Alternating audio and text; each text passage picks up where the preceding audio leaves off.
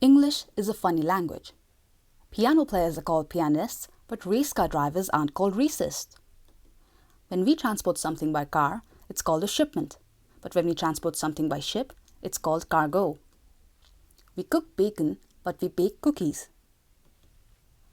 Nouns are things and verbs are actions, but it can get really confusing. Some words are both nouns and verbs at the same time and can be used in the same sentence. So technically, before was, is a real sentence. Some words are spelled the same but have multiple meanings. These are called homonyms. Some of these can and can't rhyme at the same time. Like a bow and arrow, or you could bow in front of someone, or a bow as in bow on a present. Present as in a gift, not present tense. The word lead rhymes with read, but lead doesn't rhyme with red. Red rhymes with lead though.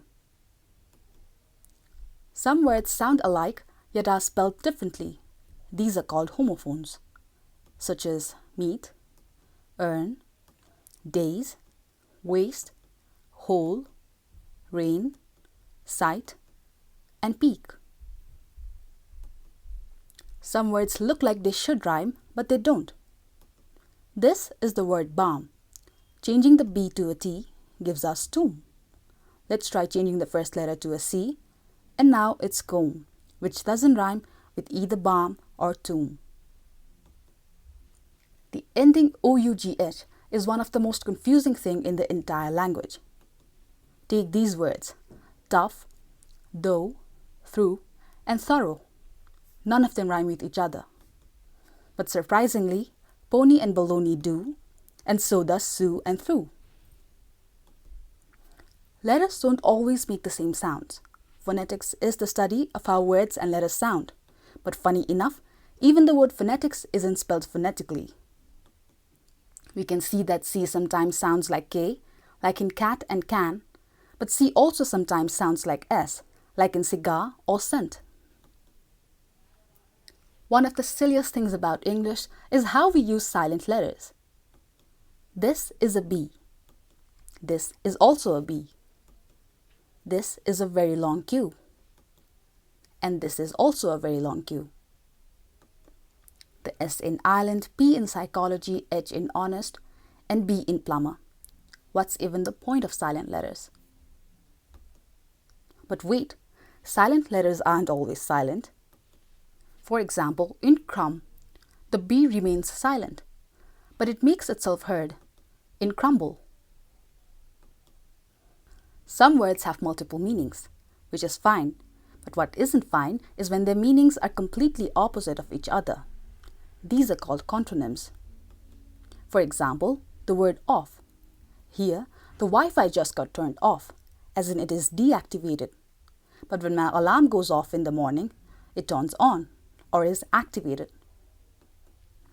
In English, some things are needlessly difficult.